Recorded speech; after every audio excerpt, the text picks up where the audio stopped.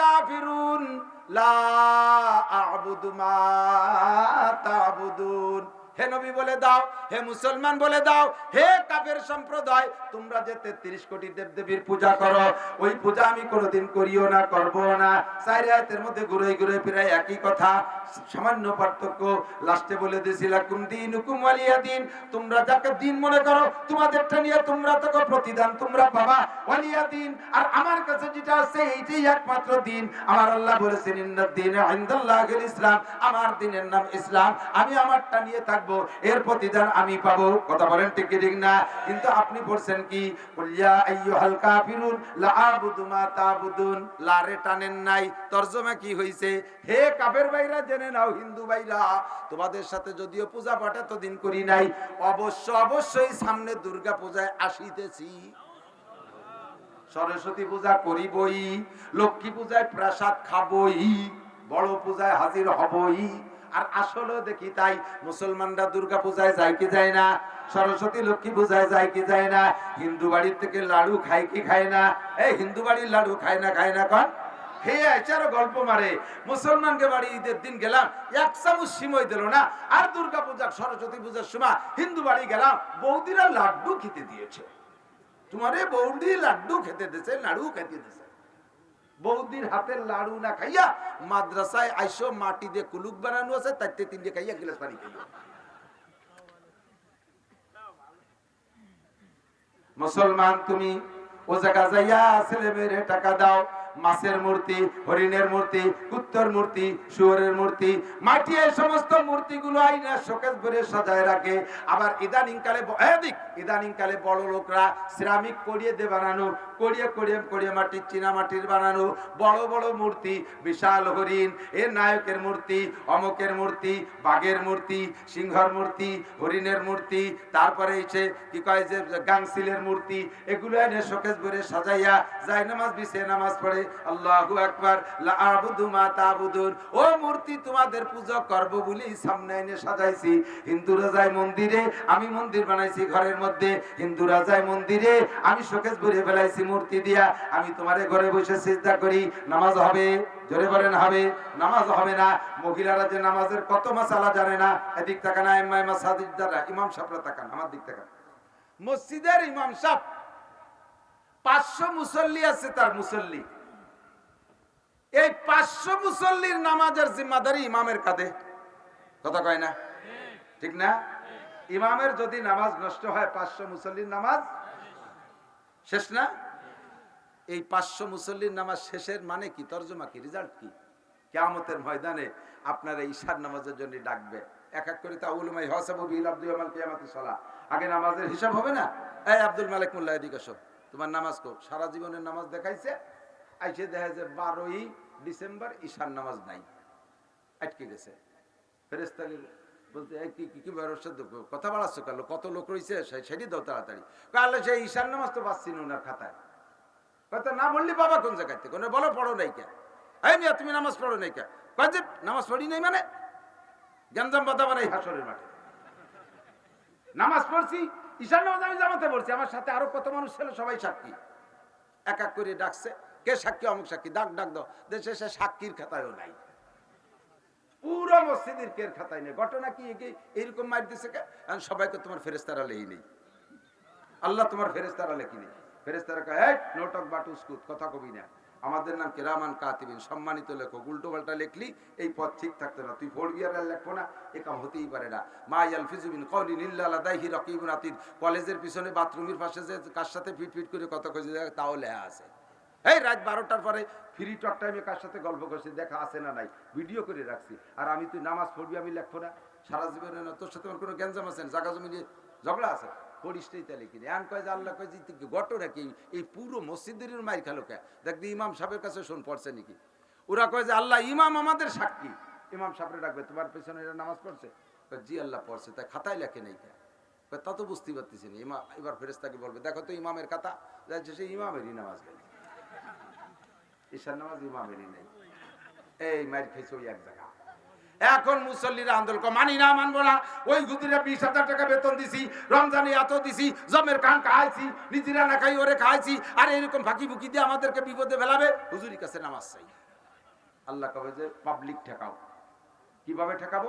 হুজুরির আমল নামা থেকে প্রত্যেককে একা ওয়াক্ত নামাজ দিয়ে ওকে বেচতে পাঠাই দাও, পরে হুজুরির সাথে আলাদা বৈঠক হবে, ধরা হবে। একা ওয়াক্তের জন্য এত বছর জেল খাটা লাগবে।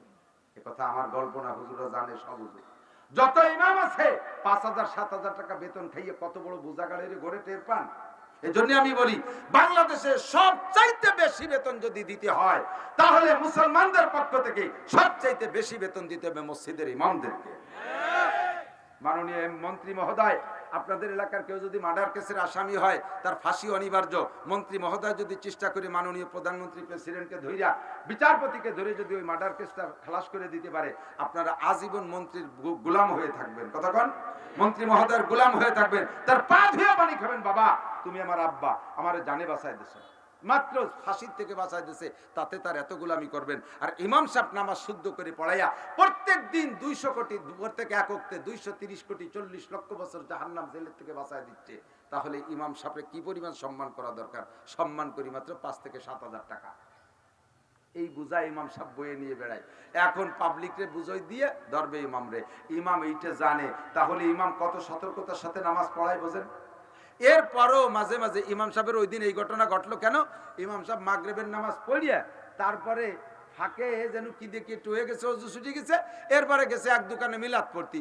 উনি যে মাঝে যে বাই ছাড়ছে বা পেশাব করছে উনার মনে নাই, মনে রয়েছে অজুই রয়েছে। সেই অজু দিয়ে মনে করি আইসে ঈশার নামাজ পড়াই দিয়েছে। আর অজু না থাকলে তো নামাজ হবে না, এই খেয়ে গেছে মাইক। অথবা অজু বানাইছে, টেপের নিচে পা দিয়ে পারে ডলাডলি করছে, আঙ্গুলি সিপার মধ্যে একটু যারা শুকনো রয়ে গেছে, ওই নেই অজু মাই খেয়ে গেছে। কাজেই গোষ্ঠী শুদ্ধ বোঝা ওনার কাঁধে চলছে। এখন ইমাম সাহেব এত সতর্কতার সাথে দাঁড়ানোর পরেও মাঝে মাঝে সৌসিজদা দেয় কি দেয় না? দেয় সৌসিজদা দেয়, কারণ ওয়াজিব তরফ হয়ে গেছে, ভুল হয়ে গেছে। একটা ওয়াজিব ছুটে যাওয়ার কারণে ইমাম সাহেব সৌসিজদা দিয়েছে, দুইটা ওয়াজিব ছুটে যাওয়ার খেয়াল করে না। এর এক একটা মাসালার দাম 1 লক্ষ বছর গান গজলের ওয়াজের চাইতে দামি। কেন খেয়াল করবেন না? এখন ওয়াজিব তরক হয়ে গেছে। ওয়াজিব কয়টা বলেন তো? নামাজের ওয়াজিব কয়টি? 14টি। জোরে বলেন। জানেন তো সব? এই 14টির যে কোনো একটা ওয়াজিব ভুল করবে, ছুটে গেলে আপনি সৌসিজদা দিলি সারবে। সেই সৌসিজদা ইমাম সাহেব এত খেয়াল করে দাঁড়ানোর পরে মাঝে মাঝে সৌসিজদা দেয়, মানে ভুল হয়ে যায়, সৌসিজদা দেয়া লাগে। কিন্তু প্রত্যেকে সাক্ষী দেন তো, আপনাদের প্রত্যেকের বাড়ির যে মন খারাপ, মনটা বড় খারাপ। আমার উস্তাদ ছিলেন মাওলানা আকিল আলী শাহ হুজুর। হুজুরে কইলাম, হুজুর সবে বরাতে আল্লাহর কাছে চাইলে আল্লাহ দেয়, সবে বরাত তো আমরা হুজুররাই বেশি পালন করি। তারপরে ঘুমেতে উঠে কাইলো যে ডাইল, আইজো সেই ডাইল। কি দেখি হলো তো বুঝলাম না। আর এই যে দুনিয়ায় যারা দাঁতে খরা বাঁধাই যে নাবিতে তেল মাখাইয়ে ঘুমাইছে সন্ধ্যে রাত্রি, আর বেলা 9টার সময় খরার তাপে উঠছে, সে সকালে উঠে দিয়ে এদিক দিয়ে 10 লাখ, ওদিক দিয়ে 20 লাখ, কোটি কোটি টাকা আসতেই তালে রয়েছে। এ সবে বরাতের তাৎপর্য তো কিছু বুঝলাম না। হুজুর কয়, মিয়া দুনিয়ার আখেরাতের হিসাব নাও। এ দুনিয়ার আখেরাত কেমন? একটা সেম কোয়ালিটি একটা বিবাহের অনুষ্ঠান তুমি ধরো। যেদিন এই বিয়ে করতে যান, যেদিন বর বিয়ে করতে গেছে, সেদিন বরের উপলক্ষেই তো সব খানা, নাকি বলেন? বর না গেলি 500 যাত্রী শাহজাহান খান গেলিও খাতি দেবে না, গেট খুলবে। আমাকে ওই জায়গার এক বিয়েতে সবাই রেডি হয়েছে, বর সে বগলে কাশি একখানি মাঠে যাচ্ছে। এ তুই যাবি না? তোর আলো বিয়েতে তুই মাঠে যাই, জান আমরা গেলি খাতি দেবে নাকি? ওখানে আমার হলো পাট কাটতে হবে, মাঝি বাইরে নিয়ে যাও। ওর পাট কাটতে হবে বলে ও বিয়েতে যাবে না, মাঝি বাইরে নিয়ে যাচ্ছে। মাঝি ভাই কেন? মাঝি ভাইয়ের বাপরে নিলেও গেট করবে বর ছাড়া। তো বরের ওসিলায় সব খানা, কিন্তু বরের ওসিলায় যদিও খানা হয়, বর খায় কম পায় বেশি।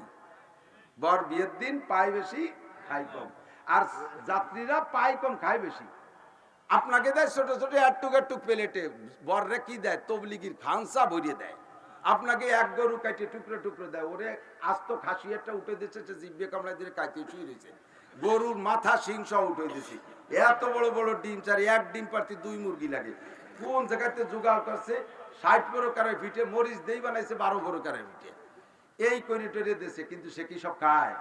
সে লজ্জায় মাথা নিচে রুমালির তল দিয়ে একটু মুখে দিয়েছে, তা আবার লজ্জায় পড়ে যাচ্ছে, খাইতেই পারতেছে না। কারণ ওর কিদে নাই তা না, ও তো খাবে বলে 3 দিন আগে খাওয়া ছাড়ান দিয়েছে। ওর নজর হলো যে আল্লাহ, ওর তো খাবারের দিক নজর না, ওর নজর হলো ঘরের দিক, যে বাবি দেখায় ননদ না দিয়ে তাই বিয়ে মাইয়ে দেখতে আইছে, বাবিরে দেখাইছে, বাবি চেহারা বলে ননদ কালা দেখাইতেছে, পছন্দ হয়ে গেছে, বিয়ে দিয়ে দিছে ননদ। আল্লাহ এই 2 নম্বরের ভালাই না করি, এই চিন্তে ওর খাওয়া দাওয়া সব শেষ, ওর টেনশন তাই। সবাই খেয়ে যায়, ও সেদিন খায় না। জামাই শাশুড়ি বোঝে যে ওরা খাইতে পারে না, আজকে ওদের কষ্টে কাটছে, ওদের খাওয়ার একটা দিন আছে। বরযাত্রী খেয়ে দিয়ে চলে গেছে। 3 দিন পরে জামাই মেয়ে ব্যাকে আসে শ্বশুর বাড়ি। আমাকে ওই দিক কয় মেলানি, ফিরে আসে না, ওরা কি কয় মেলানি তো কয়। এই মেলানির তারিখে জামাই আর মানে শ্বশুর শাশুড়ি হিসেব রাখছে যে আমার জামাই মেয়ে ওদিন খাতি পারে নাই। মাই তো কান্তেই তালে রয়েছে, আর জামাই তো ওই টেনশনে খাতি পারে নাই, খাইয়ে গেছে তো শগুনির দলে। এখন এই দিন খাওয়াবে, আসবে জামাই মেয়ে 2 জন, আর সাথে হয়তো ছোট 2 ভাই বোন আসবে। কিন্তু জামাই বড় সামাজিক মানুষ, বন্ধু জোরছে 20 জন। নদী পার হইয়ে খেয়া পার হইয়ে আসবে, বিলির মধ্যে দিয়ে তাকায় রয়েছে, জামাই মেয়ে কো আসে, দলে দলে পার হয়ে চলে যায়, দলে দলে পার হয়েছে যায়। লাস্টে একটা দল দেখে যে আসতেছে, মনে করছে যে এরাই হবে, এর মধ্যে আমার জামাই মেয়ে। দেখে যে হ্যাঁ ঠিকই আছে, সালেহার আব্দুর রহমান আইসে সাথে, ওই বাড়িতে 2 আইসে, ওনার একটা গেছিল, সেটাও ফেরত আইসে সাথে। এখন মনে করছে 5-6 জন, তাদের জন্য বড় 2 মুরগি রান্না করছে, আর সেইভাবে 2 জনের পরাণ ভরিয়ে খাবে, 2 জামাই মেয়ের আস্ত 2 মুরগির রোস্ট। ইতিমধ্যে আস্তে আস্তে দেখা যায় সেই দামলা 20 দিয়ে 20 টিয়া সেই জামাইয়ের সাথে ধুয়ে পড়ছে। আইসে সেগুলোর হিসেব আছে নাকি, এ ডুয়ার উপরে মারিয়ে দিচ্ছে, ও যে ঘর ভরে মারিয়ে দিচ্ছে, সেন্টে নিয়ে বাগান মানে বাড়ি ঘর বাসায় ফেলাই দিচ্ছে, দাঁড়ায় দাঁড়ায় পেশাব করে। জামাই শ্বশুর সামাজিক মানুষ রাগে ফত করতেছে, কিন্তু কিছু তো করতে পারে না, জামাই কষ্ট পাবে। এখন চিন্তা করছে যে এই 20 জনরে আমি 2 মুরগি খাবো, তাতে আমার জামাই মেয়ের কপালে আইজও কিছু হবে না, ওকে আগের থেকে সাইজ করে ফেলতে হবে, আগের থেকে সাইজ করে ফেলতে হবে। কি দিয়ে সাইজ করবে, যাই জ্যৈষ্ঠী মাসের দিন একজন গাছে ওঠ আম পাড়, এই রোদির মধ্যে দিয়ে মেয়ারা আসছে, এদের পেট গরম হয়ে গেছে, এই আম পাড়িয়ে সুন্দর করে 2 প্রকারে মাখাবি, তাল গুড় দিয়ে মাখাবি জল জল করে, আর একটু শুকনো শুকনো করে মরিচ পেঁয়াজ দিয়ে মাখাবি, এ খাইলে গরম কাটে। বড় গামলা ভরে আম, সুবু আম, টক আম কাটিয়ে কেটে দিচ্ছে। ওরা কয় তাইছে আপনি কি কবিরাজি করছেন নাকি, কিভাবে জানলেন এই চুয়া আম খালি করে গরম কাটে? খাওয়াবিটা খাইয়ে দাও, গলা ডিশ করে মারিয়ে দিছে এখানে। এরপরে দেশে বসে যেতে পেট ভরে নাই, এরপরে দেশে ছাতু, পায়রার ছাতু তাল গুড় দিয়ে চুমুক দিয়ে খাইছে এক ডিশ করে। এরপরে নামায় দিছে পুকুরি, ছাতু আর সুহু আম পেটে যাইয়া পুকুরির মধ্যে গাবলা গাবলি করতে করতে ফুলিয়ে এক করে সিলিন্ডার বাস্ট হয়ে যাওয়ার মতো। মুরগি 2টাই রান্না হয়েছে, টেবিলি খাবার দিয়ে কয়ারা তাড়াতাড়ি আসো, খানা রেডি। আইসে টেবিল সামনে করে গড় গড় করে দেখছে, আরে তাই যা চুয়া আমার ছাতু কি বেরিয়ে গেছে। এই সময় সালেহা আর জামাল 2 জন 2 মুরগি সাপ, আজকে ওকে টক আমার ছাতু দিয়ে বড় হয়ে দিছে, আর খাইতে খেয়ে গেছে সালেহা আর জামাল। কথা কোন ঠিক না? ও দোস্ত, এ দুনিয়া আলো ছাতু আর টক আম, খা জম্মের খাওয়া। আমাদের খাওয়ার তারিখ আছে মেলানির তারিখ, কথা বলেন ঠিক না? আমরা জান্নাতে যে খাবো, একটু টেনশন করার দরকার নাই। পিছে রাখছে আমরা, আমাদেরকে পিছেই থাকি, সামনে আমরা যাব না। সামনে আমাদের যাওয়ার একটা দিন আছে, সামনে আমাদের যাওয়ার দিন আছে। এই পুলিশ লাইন দেখেন, পাশে তো পুলিশ লাইন আছে, পুলিশ লাইন দেখবেন শীতের ভোরবেলা প্যারেড করায়। সামনে বড় পুলিশ লাইনের ভিতরে পুকুর আছে, 500 পুলিশের লাইন দিয়া একজন কমান্ডার প্যারেড করায়, লেফট রাইট লেফট করায় না, লেফট রাইট করে না, লেফট রাইট করে, আর সামনের দিকে হাঁটে। ইংরেজিতে কয় লেফট রাইট লেফট, যেহেতু বামপন্থীদের কাছে ভাষাটা আনা হয়েছে, এই জন্য বাম ডাইন বাম, বাম দিয়ে শুরু বাম দিয়ে শেষ, মাঝে একবার ডাইন। আর আরবিতে লেফট রাইটের আরবি হলো মিন সার মিন, ডাইন বাম ডাইন, ডাইন দিয়ে শুরু ডানি এসে শেষ। বাহারহাল লেফট রাইট করাতি নিয়ে গেছে একেবারে মাথায়। 500 পুলিশের লাইন দিয়েছে। 500 পুলিশ যদি লাইন দেয়, সবচেয়ে সামনে একজন পুলিশ না, আর 500 পুলিশের পিছনে একজন পুলিশ নেই, সবচেয়ে পিছনে। কারণ পিছনের পুলিশটার মন খারাপ, আজকে আমার এইভাবে পিছিয়ে রাখলো, স্যার কিভাবে লাইন দিল, আমারে পিছিয়ে রাখলো, মন খারাপ। আর সামনে আলাদা খুশিতে লাভাচ্ছে, দেখ আজকে আমি আগে আছি। এই করতে যখন সামনে পুকুর চলে গেছে, ফিরে লেফট রাইট করলে লাফায় পানির মধ্যে ভর্তি হবে। শীতকালে ভরে তার সবগুলোর সুবই উঠানো যাবে না, ওই জায়গা থেকে ব্যাকে ফিরে আনে। কিভাবে ফিরে জানেন? এরকম ঘুরিয়ে আসে না, জায়গায় দাঁড়ায়, যার যার জায়গায় দাঁড়াও, আটা বন্ধ করো, দাঁড়ায় গেছে। এবার ইংরেজির গায়ে যার যার পিছে বেরো, যার যার, সে দাঁড়ানোর অবস্থায় যার যার পিছে বেরছে। এবার কোন দিক কি হয়েছে? সবচেয়ে আগে যেটা ছিল সে সবচেয়ে পিছিয়ে, আর সবচেয়ে পিছিয়ে যে ছিল সে সবার আগে। ঠিক কি ঠিক না? দুনিয়ার লেফট রাইটে হাঁটতেছি, উলামায়ে কিরামরে পিছে রাখছো, উলামায়ে কিরামরে পদে দাও না, উলামায়ে কিরামরে সামনে যাইতে দাও না, লেফট রাইটে তোমরা আগে। হাঁটতে হাঁটতে হাঁটতে হাঁটতে ওয়াইল দুজন জাহান্নামের পুকুর যখন সামনে আসবে, আল্লাহ পাক পিছনে রাখছে জান্নাত। এবার ফেরেশতা দাঁড়ায় বলবে জিবরিল আলাইহিস সালাম, এবং যার যার পিছে বেরো। আপনারা আমরা আলেম উলামারা মুসলমান দিনদার যারা পিছে ফিরে দেখবেন জান্নাত, আল্লাহ তাআলা বলবেন এই কয়জনের জান্নাতের দিকে নিয়ে যাও, আর যে কয়টা জাহান্নামের কাছে যাও ওই কয়টার পিছন থেকে জাহান্নামের দিকে নিয়ে যাও। দুনিয়ায় ঠগাইছো, এই ঠগার জবাব হবে আখিরাতে। কথা বলেন ঠিক কি ঠিক না? ও দোস্ত, ইউরিদুনা লিউতফিউ নূরাল্লাহি বিআফওয়াহিহিম আল্লাহু মুতিম্মু নূরিহি ওয়ালাউ কারিহাল কাফিরুন। অভাব চলে গেছে ভাই নাই, অভাব চলে গেছে, উলামায়ে কিরামেরও অভাব চলে গেছে, মুসলমানদেরও অভাব চলে গেছে। লা তুসাব্বানা আলাইকুমুদ দুনিয়া সাব্বা। হাটাজারি মাদ্রাসার সোনের ঘর মনে আছে নাকি? পায়খানা বানাইছে খাল কাইটা, এদিক পায়খানা বানাইছে খাল কাটিয়া, পাহাড়ি সন্ধে বেড়া। এখন পায়খানা যে কটা তাতে ছাত্র অনেক বেশি। রাতের বেলা ভোরবেলা উইটা সবাই যে রুমি যায়, যে সে ভিতরে বাইরেতে কাজ দেয়, ভিতরে একজন কাজ দেয়। এখন আইছে তো ধুমসা চাপ, এই চাপ ঠেয়াতে গেলে সময় অতক্ষণ অপেক্ষা করা সম্ভব না। যাইয়ে পাশে মাঠে যে যেখানে পারে সেই জায়গা। কিছুদিন পরে ওই মাঠের জমির মালিক আইসা হুজুরে বলতে, হুজুর আমরা ছেলেবেলেকে জন্য আর কটা পায়খানা বাড়ান, এরা এই রকম আমার এই যে জমি নষ্ট করে বেলাইছে, পায়খানা করে দেন। কিভাবে পায়খানা করছে? হুজুর কয়, মিয়া আমার তালবি আলিমরা পায়খানা করছে, তুমি পায়খানা দেখলি টের পাও যে এটা হুজুরকে পায়খানা? পায়খানা তো সবই একরকম, আমার হুজুরকে দোষ দাও। কয় যে হুজুর, হ্যাঁ হুজুরকে পায়খানা দেখলে চিনা যায়। কিভাবে? প্রত্যেক পায়খানার দ্বারা যে তিনটে ডেলা, পাবলিকে ডেলা ব্যবহার করে না, এই 3 ডেলা দেহে বলছে হুজুরকে পায়খানা। হুজুর কয়, আমি তোর বইরে বুর পায়খানা কোদাল দিয়ে সাফ করে দেবো, তবে আমি খুশি হলাম যে আমার তালবি আলিম এমন ভাবে করছে যার পায়খানা দেখলে বোঝা যায় যে হুজুরির পায়খানা। কথা বলেন না কেন? আলেম উলামা সবকিছু দেখলে বোঝা যাবে এটা আলেম উলামা, এটা মাদ্রাসায় পড়া। আমার তালবি আলিম হাটাজারি মাদ্রাসার তালবি আলিমের পায়খানা দেখলে বোঝা যায় এটা মাদ্রাসার ছাত্র, মাদ্রাসার ছাত্র পায়খানা। হুজুর খুশি। এখন হাটাজারি আকাশচুম্বী বিল্ডিং, থাকবে না এদেশের অভাব, সব চলে যাবে। ও মুসলমান, ধর্মের বাতি জ্বালাবে কে? জোরে বলেন না, কে জ্বালাবে?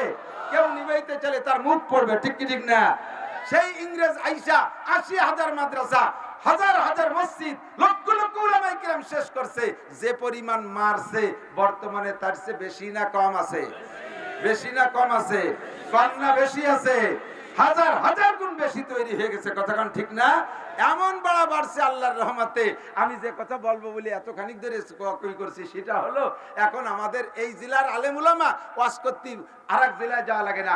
আমার গুবাইলে মৌলভী মাদারীপুর লাগে না, মাদারীপুরে হুজুরদের শরীয়তপুর ট্যাকেল দেওয়া লাগে না, শরীয়তপুরে হুজুর দিয়ে শরীয়তপুর যথেষ্ট, মাদারীপুরে হুজুর দিয়ে মাদারীপুর যথেষ্ট, গোপালগঞ্জে হুজুর দিয়ে গোপালগঞ্জ যথেষ্ট, বাংলাদেশের হুজুর দিয়ে বাংলাদেশ যথেষ্ট। কথা বলেন ঠিক কি ঠিক না? একটা মাসালার জন্য আমি তো বলে থাকি মাঝে মধ্যে, এটা দুঃখের সাথে বলি, আমরা উলামায়ে কেরাম মাদ্রাসা শিক্ষা নিয়ে আমরা এস্টাবলিশ, যে শব্দটা ভাষা ব্যবহার, এস্টাবলিশ শব্দ ব্যবহার করা ঠিক না, তবে তারপরেও বলতে পারি যে ধর্ম প্রচারের দিক দিয়ে, ধর্মীয় শিক্ষার দিক দিয়ে যতটা উন্নত হওয়া দরকার তার 100% উন্নতিতে আছে বাংলাদেশের উলামায়ে কেরাম। বলেন আলহামদুলিল্লাহ, বলেন না আলহামদুলিল্লাহ।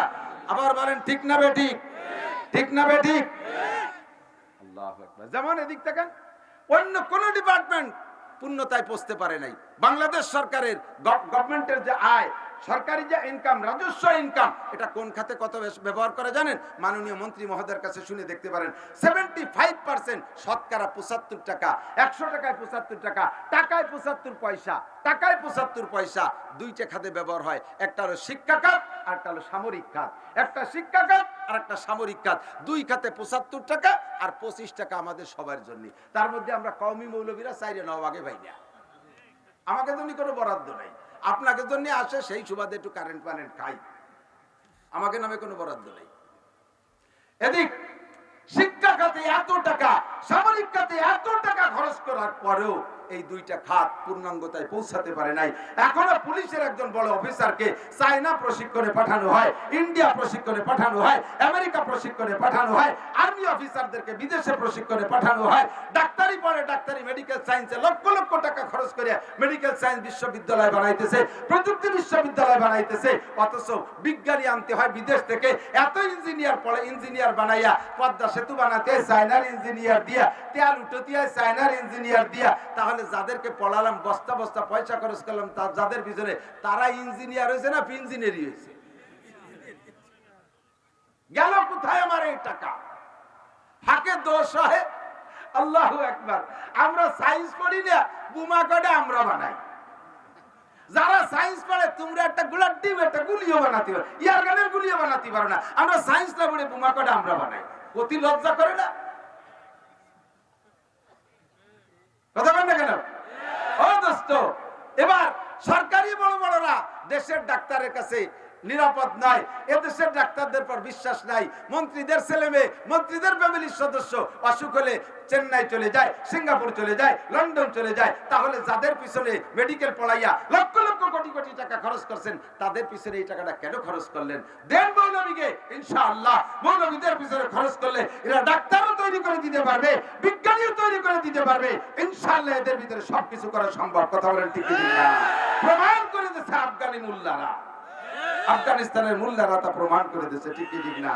42টা ক্ষমতাদার ন্যাটো শক্তিশালী বাহিনীরে মাত্র বন্দুক দিয়ে গুলিয়ে দিয়ে জুতোর মালা গলায় দিয়ে ছাড়িয়ে দিচ্ছে। প্যান্ট পরার সময় পাইনি, ল্যাংটাও হয়েছে। আমরা পূর্ণতায় পৌঁছেছি। সারা পৃথিবীর শ্রেষ্ঠ হাফেজ কোন দেশে? কথা কয় না। সারা পৃথিবীর শ্রেষ্ঠ হাফেজ কোন দেশে? মাত্র একবার না বারবার? একবার না বারবার? বারবার। ঠিক কিনা? এবং সারা পৃথিবীর শ্রেষ্ঠ কারিও বাংলাদেশে, আল্লাহর রহমতে। সারা পৃথিবীর শ্রেষ্ঠ হাদিসের উপরে মুহাদ্দিস তাও বাংলাদেশে হযরত মাওলানা আব্দুল মালিক সাহেব। আমরা পিছিয়ে নাই। শরীয়তের কোনো মাসালা আনতে আমাকে সৌদি আরব যাওয়া লাগে না, কোন জায়গা যাওয়া লাগে না। এই যারা সৌদি আরব 2-4 বছর ছাগল টাগলটা ইয়ে করে টাকা নিয়ে আসে বাড়ি, আর সেই বহির বার ছানা বান্ধে বারবার এরকম ফকা ফকাত মারতে দাঁড়িয়ে রমজান মাসে এসে তারাবি 8 টাকাতে পড়ে, আর ওই কাগজ ছাপায় বাড়ি বাড়ি বিটিকে বুখারি শরীফ বিতরণ করে বেড়ায়। বগল ভরে বুখারি শরীফ নিয়ে যায়। তুই বুখারিও কতগুলো আনছি? 60 কেন আনছি। 2 কেন বুখারি এক হাতে ধরে রাখেন, তুই 60 কেন আনছি, তোর বুখারির কয় পাতা? 6 পাতা। আনারি বুখারিরে বেশ যেতে, মহিলাকে কাছে দিয়েছে, মহিলারা বুখারি কেন ধরে চুলোর বিটি তুই দিয়েছে, তারপর বিলিয়ে এসে শুয়ে দিয়েছে। তুই বুখারিরে বেশ যেতে 6 পাতার মধ্যে নিয়েছিস। যা মাদ্রাসায় যা, যে দেখ বুখারী কয় পারা। আল্লাহু আকবার। তোরে পাঠাইছি সৌদি আরব যাইয়ে কয়টা ছাগল ভেড়া চড়াইয়ে কয়টা টাকা আনবি, আইসে মাদারীপুর বাজারে একটা দোকান দিয়ে বুড়ো কাল কিন্তু দিয়ে মুছে খাবি। তুই ওই মশলা আনতে গেছিস কেন? চন্ডীবদ্দির পিসাব 20 বার গেল, সে তো আনে না। হাটাজারির হুজুর 50 বার গেল, সে তো আনে না। আব্দুল গফফার সব 50 বার গেল, সে তো আনলো না। আমরা কতবার গেলাম, আমরা আনলাম না। তুই অর্থে গেছিস কেন? বাংলাদেশে কোনো মশালার জন্য বিদেশে যাওয়া লাগবে? আল্লাহর রহমতে আল্লাহ জায়গা মতো পৌঁছে দিয়েছে। ঠিক কি ঠিক না? ইউরিদুনা লিইউতফিউ নূরাল্লাহি বিআফওয়াহিহিম ওয়াল্লাহু মুতিম্মু নূরিহি ওয়ালাউ কারিহাল কাফিরুন। চেরাগে রাকে ইজ্জত ভরপুর জাত, কাছে কাস্তার জানাদের শেষ বাসুজাত। ধর্মের যেই বাতি আল্লাহ জ্বালায়, ওই বাতি কেউ নিভাইতে গেলে তার মুখ দাড়ি চুল মূল সব পুড়িয়ে সাফ হয়ে যায়। বন্ধুরে, ইসলামের বাতি জ্বালানোর দায়িত্ব নিয়েছে আল্লাহ, কাজে কেউ নিভাইতে পারবে না। যত নিবেতে যাবা তত ছড়াবে, যত নিভাইতে যাবা তত ছড়াবে। ঠিক কি ঠিক না? আল্লাহু আকবার। এক সময় দেশে পর্যাপ্ত পুরুষ মাদ্রাসা ছিল, মহিলা মাদ্রাসা ছিল না। আমি নিজেও মহিলা মাদ্রাসার ঘোর বিরোধ ছিলাম। মহিলা মাদ্রাসা এই এক দেশ থেকে আরেক দেশে যে বিটিরা পড়বে যাতায়াতে রিস্ক ইত্যাদি মনে করে বিরোধ ছিলাম। কিন্তু আমি আপাতত ছোট ছোট মেয়েদের 10 থেকে 12 বছর বয়স পর্যন্ত মধ্যে পড়ার অনুমতির মধ্যে আমার ব্রেনটা আছে। বড়দের ব্রেন বড় হয়ে গেছে, তারা দাওরা হাদিস মুফতি মুহাদ্দিস পর্যন্ত অনুমতি দিয়েছে। আমি ছোট মানুষ, আমার ব্রেন আপাতত 12 বছরের মেয়ে পর্যন্ত গেছে, তার উপরে আমি নীতি পাচ্ছি না। এর পর্যন্ত ভিতরে থাইকা মেয়েরা কোরআন শরীফ পড়া শেখা দরকার। মেয়েরা মুফতি মুহাদ্দিস হওয়া জরুরি না, কারণ কোন মাইয়া মসজিদে ইমামতি করবে না, কোন মাইয়া ঈদগাহ ইমামতি করবে না, কোন মহিলা মাওলানা মাঠে বয়ান করবে না, কোন মহিলা পীর হতে পারবে না। সব এগুলো সব বড় পুরুষের দায়িত্ব। কাজেই কোনো মহিলা এই জাতীয় বড় ফতোয়া দিয়ে বেড়াতে পারবে না। এই সমস্তগুলো দায়িত্ব আলেম উলামা পুরুষের জন্য। মহিলারা পড়বে কতটুক, তার দৈনন্দিন জীবনে যতটুক লাগবে ততটুক। তালাবুল ইলমি ফারিদাতুন আলা কুল্লি মুসলিমিন ওয়া মুসলিমাত। দ্বীনি ইলম শিক্ষা করা যার জীবনে যতটুক লাগে, আরবিতে বলে তলাবুল ইলমিল হাল, দৈনন্দিন জীবনে যতটুক লাগে এতটুকু ইলম প্রত্যেকটা নারীর শিক্ষা করা ফরজ। আমরা মাঠে ময়দানে বলে দিলে এই পরিমাণ শিখতে পারে না। এই জন্যই তাদেরকে প্রাথমিক শিক্ষাটা দরকার আছে। একজন মেয়ের কতটুকু দরকার আমি তো জানি। আমি মক্তবে পড়াইছি যখন মাদ্রাসায় ছাত্র ছিলাম, তো অভাবের কারণে মসজিদে ইমামতি করতাম। খুব অভাব, আমার আব্বাই একটা টাকাও দিতে পারেনি আমার পড়ার জিন্দেগিতে। কাজে আমি একটু বড় হওয়ার সাথে সাথে সেই থেকে এটি ইমামতি করি, আর 2-4 পয়সা যা কামাই করি তাই দিয়ে ছোট 2 ভাইকে নিয়ে পড়াশোনা করি। সেই সময় থেকে জানি মক্তবে আইসে মহিলাদের কাছ থেকে কোরআন শরীফ পড়া শিখছে, এরপরে আসছে আমার মক্তবে আইসে কয় হুজুর আমি 3 খতম দিয়ে আইছি। আমি কই তাই তুই আমার হুজুর, আমি সারা জীবনে 1 খতম দিতে পারি, তুই 3 খতম আমার কাছে ভর্তি বড় দি কি বড়। আল্লাহু আকবার। এই সাপড়ার পড়া বা কোরআন শরীফই নাই, কোরআন শরীফের বাইরেতে পড়তেছে। 3 খতম দিয়ে আসছে, বলতে গেলে হাসতে হাসতে মরে যাবেন এমন পড়া পড়ে। আউযু বিল্লাহ বিসমিল্লাহ শুনলি শয়তান ও বমিয়তে চলে যায়। আউযু বিল্লাহি মিনাশ শাইতানির রাজিম বিসমিল্লাহির রহমানির রহিম এর শুরু আছে। এরপরে যা পড়ছে আল্লাহ, আমি কই মনা থামো, ফিরে আলিফ বাইতে পড়তে হবে। হুজুর আমার হলো আর 1 সপ্তাহ পর বিয়ে হবে, শেষে কি করব? এই যে কোরআন শরীফ ধরায় দিয়েছে, ওই কোরআন শরীফ দিয়ে নামাজ পড়লে মহিলাদের নামাজ হবে? কথা বলেন হবে? নামাজ হবে না। নামাজ ভাঙার কারণ কয়টি? 19টি। জোর হলো না? কয়টি? 19টি। নাম্বার 1 নামাজে অশুদ্ধ পড়া। নামাজে অশুদ্ধ পড়া শুধু কিরাত না, তাকবীরের মধ্যেও অশুদ্ধ। আমার বাড়ি, আমার ইউনিয়নটা গোল, মাঝখানে একটা মাঠ, চতুর্পাশে গ্রাম। আমার বাড়িটা একেবারে মাঠের পাশে। প্রত্যেক ওয়াক্তে 17-18টা আজান শুনি। এই 17-18টা আজানই 17-18 প্রকারের। একজনকে আল্লাহু আকবার, আল্লাহু আকবার, আরেকজন আল্লাহু আকবার, আল্লাহু আকবার। এই যে কত মধ্যের আজান, 17 প্রকার। আজান কি 17 প্রকার? কয় প্রকার? একামত কি 17 প্রকার? 1 প্রকার। একামত দেয়। 4 বছর একামত মস্ক করাইছি, তারপরে কদিন শুনো আজকে আল্লাহু আকবার, আল্লাহু আকবার, আশহাদু আল্লা ইল্লাল্লাহ, আশহাদু আল্লা ইল্লাল্লাহ, আশহাদু মুহাম্মাদুর রাসূলুল্লাহ, আইউলাতের সালাহ, আইউলাতের সালাহ, আইউলাতের ফালাহ, আইউলাতের ফালাহ, কোয়াত কাদামিস সালাহ, কোয়াত কাদামিস সালাহ, আল্লাহু আকবার, আল্লাহু আকবার, লা ইলাহা ইল্লাল্লাহ। এ শোনেনও নাই মনে হয় কোনদিন। আরো কত রং বেরঙ্গের, সেই কুটিকালেতে তো ইমামতি করি, এজন্য এই অভিজ্ঞতা আমার খুব বেশি। কোরআন শরীফ পড়ে কিচ্ছু হয় না। দোয়া করুত পড়েন, যারা ভালো পড়েন তারাই কি পড়েন জানেন? ওয়ানাশকুরুকা ওয়ালা নাকফুরুকা বলেন। এই যে আহনি কইছে ওয়ানাশকুরুকা, ওয়ানাশকুরুকা, না আসলে টান হবে না। ওয়ানাশকুরুকা বলেন, ওয়ানাশকুরুকা ওয়ালা নাকফুরুকা। আপনি কি বলছেন? যারা স্বাভাবিক ওয়ানাশকুরুকা ওয়ালা নাকফুরুকা, ওয়ানাশকুরুকা ওয়ালা নাকফুরুকা। তরজমা কি জানেন?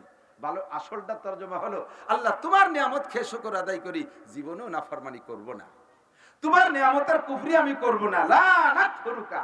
কিন্তু আপনি পড়ছেন ওয়ানাশকুরুকা ওয়ালা নাকফুরুকা। তরজমা কি? আল্লাহ এতদিন খাইয়ে শুকর আদায় করছে, আর জীবনেও পারবো না, এখন থেকে নাফরমানি করবই। লামে তাকিদ, উলামায়ে কিরাম বলে লানাক ফুরুকা মানে লামে তাকিদ না, অবশ্যই তোমার নাফরমানি করব। ঈমান থাকবে? নামাজ তো দূরের কথা, ঈমানই থাকবে না। কতক্ষণ? কুল ইয়া আইয়ুহাল কাফিরুন লা আ'বুদু মা তা'বুদুন। হে নবী বলে দাও, হে মুসলমান বলে দাও, হে কাফের সম্প্রদায়, তোমরা যে 33 কোটি দেবদেবীর পূজা করো, ওই পূজা আমি কোনোদিন করিও না, করবো না। 4 আয়াতের মধ্যে ঘুরে ঘুরে ফিরে একই কথা, সামান্য পার্থক্য। লাস্টে বলে দিয়েছিল কুম দীনুকুম ওয়ালিয়া দিন, তোমরা যাকে দিন মনে করো তোমাদেরটা নিয়ে তোমরা তো প্রতিদান তোমরা পাবা, ওয়ালিয়া দিন। আর আমার কাছে যেটা আছে এইটাই একমাত্র দিন। আমার আল্লাহ বলেছেন ইন্নাদ দীনা ইনদাল্লাহিল ইসলাম, আমার দিনের নাম ইসলাম, আমি আমারটা নিয়ে থাকবো। থাকবো, এর প্রতিদান আমি পাবো। কথা বলেন ঠিক কি ঠিক না? কিন্তু আপনি বলছেন কি, কুল ইয়া আইয়ুহাল কাফিরুন লা আবুদু মা তাবুদুন, লারে টানেন নাই, তরজমা কি হইছে, হে কাফের ভাইরা জেনে নাও, হিন্দু ভাইরা, তোমাদের সাথে যদিও পূজা পাঠ এতদিন করি নাই, অবশ্যই সামনে দুর্গা পূজায় আসিতেছি, সরস্বতী পূজা করিবই, লক্ষ্মী পূজায় প্রসাদ খাবই, বড় পূজায় হাজির হবই। আর আসলে দেখি তাই, মুসলমানরা দুর্গা পূজায় যায় কি যায় না, সরস্বতী লক্ষ্মী পূজায় যায় কি যায় না, হিন্দু বাড়ির থেকে লাড়ু খায় কি খায় না, এই হিন্দু বাড়ির লাড়ু খায় না কন, হে আচারো গল্প মারে। মুসলমানকে বাড়ি ঈদের দিন গেলাম, এক চামচ সিমই দিল না, আর দুর্গা পূজা সরস্বতী পূজার সময় হিন্দু বাড়ি গেলাম, বৌদিরা লাড্ডু খেতে দিয়েছে, তোমারে বৌদি লাড্ডু খেতে দিয়েছে, লাড়ু খেতে দিয়েছে। বৌদির হাতের লাড়ু না খাইয়া মাদ্রাসায় আইসো, মাটি দিয়ে কুলুক বানানো আছে, তাইতে তিনটে খাইয়া গিলাস পানি খাইয়া। মুসলমান তুমি ও জায়গা যাইয়া ছেলে মেয়েরে টাকা দাও, মাছের মূর্তি, হরিণের মূর্তি, কুত্তর মূর্তি, শুয়োরের মূর্তি, মাটি, এই সমস্ত মূর্তিগুলো আইনা শোকেস ভরে সাজায় রাখে। আবার ইদানিং কালে বড় লোকরা সিরামিক করিয়ে দে বানানো, করিয়ে মাটির, চীনা মাটির বানানো বড় বড় মূর্তি, বিশাল হরিণ, এর নায়কের মূর্তি, অমকের মূর্তি, বাঘের মূর্তি, সিংহর মূর্তি, হরিণের মূর্তি, তারপরে এসে কি কয় যে গাংসিলের মূর্তি, এগুলো এনে শোকেস ভরে সাজাইয়া যায় নামাজ বিছে নামাজ পড়ে। আল্লাহু আকবার, লা আবুদু মা তাবুদুন, ও মূর্তি তোমাদের পূজা করব বলি সামনে এনে সাজাইছি। হিন্দুরা যায় মন্দিরে, আমি মন্দির বানাইছি ঘরের মধ্যে, হিন্দুরা যায় মন্দিরে, আমি শোকেস ভরে ফেলাইছি মূর্তি দিয়া, আমি তোমারে ঘরে বসে সিজদা করি, নামাজ হবে? জোরে বলেন হবে? নামাজ হবে না। মহিলারা যে নামাজের কত মাসালা জানে না, এদিক তাকান, আইম্মায়ে মাসাজিদ যারা, ইমাম সাহেবরা তাকান, আমার দিক তাকান, মসজিদের ইমাম সাহেব 500 মুসল্লি আছে, তার মুসল্লি, এই 500 মুসল্লির নামাজের জিম্মাদারি ইমামের কাঁধে। কথা কয় না? ঠিক না? ইমামের যদি নামাজ নষ্ট হয়, 500 মুসল্লির নামাজ শেষ না? এই 500 মুসল্লির নামাজ শেষের মানে কি, তরজমা কি, রেজাল্ট কি? কিয়ামতের ময়দানে আপনারা ঈশার নামাজের জন্য ডাকবে, এক এক করে তাউলুমাই হাসাবু বিল আব্দু ইয়ামাল কিয়ামাতিস সালাহ, আগে নামাজের হিসাব হবে না? এই আব্দুল মালিক মোল্লা এদিকে আসো, তোমার নামাজ কো, সারা জীবনের নামাজ দেখাইছে, আইসে দেখা যায় 12ই ডিসেম্বর ঈশার নামাজ নাই, আটকে গেছে। ফেরেশতা বলতে কি কথা বাড়াচ্ছ, কেন, কত লোক রয়েছে, সেটি দাও তাড়াতাড়ি। কাল সেই ঈশার নামাজ তো পাচ্ছি না ওনার খাতায়। হয়তো না বললি বাবা কোন জায়গায় থেকে, বলো পড়ো নাই কে, এই মিয়া তুমি নামাজ পড়ো নাই কে, কয় যে নামাজ পড়ি নাই মানে গ্যাঞ্জাম বাধা বানাই হাসরের মাঠে। নামাজ পড়ছি, ঈশার নামাজ আমি জামাতে পড়ছি, আমার সাথে আরো কত মানুষ ছিল, সবাই সাক্ষী। এক এক করে ডাকছে, কে সাক্ষী, অমুক সাক্ষী, ডাক দাও, দেশে সে সাক্ষীর খাতায়ও নাই, পুরো মসজিদের কের খাতায় নেই। ঘটনা কি এইরকম মার দিছে কে, সবাইকে তোমার ফেরেশতারা লেই নেই, আল্লাহ তোমার ফেরেশতারা লেখি নেই। ফেরেশতারা কয়, এই নোটক বাটুসকুত, কথা কবি না, আমাদের নাম কিরামান কাতিবিন, সম্মানিত লেখক, উল্টো পাল্টা লেখলি এই পথ ঠিক থাকতো না, তুই পড়বি আর লেখবো না, এ কাম হতেই পারে না। মা ইয়ালফিজু মিন কাউলিন ইল্লা লাদাইহি রাকিবুন আতীদ, কলেজের পিছনে বাথরুমের পাশে যে কার সাথে ফিট করে কথা কইছে তাও লেখা আছে। এই রাত 12টার পরে ফ্রি টক টাইমে কার সাথে গল্প করছি, দেখা আছে না নাই, ভিডিও করে রাখছি। আর আমি, তুই নামাজ পড়বি, আমি লেখবো না, সারা জীবনে না, তোর সাথে আমার কোনো গ্যাঞ্জাম আছে না, জায়গা জমি নিয়ে ঝগড়া আছে, পড়িসটাই তাহলে কিনে আন কয় যে আল্লাহ কয় যে ঘটনা কি, এই পুরো মসজিদের মাইর খেলো কে, দেখবি ইমাম সাহেবের কাছে শোন পড়ছে নাকি। ওরা কয় যে আল্লাহ ইমাম আমাদের সাক্ষী, ইমাম সাহেবরে রাখবে, তোমার পেছনে এরা নামাজ পড়ছে, জি আল্লাহ পড়ছে, তাই খাতায় লেখে নেই কে, তা তো বুঝতেই পারতেছি না। ইমাম এবার ফেরেশতাকে বলবে, দেখো তো ইমামের খাতা, যাচ্ছে সে ইমামেরই নামাজ নেই, ঈশার নামাজ ইমামেরই নেই, এই মাইর খেয়েছে ওই এক জায়গা। এখন মুসল্লিরা আন্দোলন, মানি না, মানবো না, ওই হুজুরে 20,000 টাকা বেতন দিছি, রমজানে এত দিছি, জমের কান খাইছি, নিজেরা না খাই ওরে খাইছি, আর এরকম ফাঁকি ফুকি দিয়ে আমাদেরকে বিপদে ফেলাবে, হুজুরির কাছে নামাজ চাই।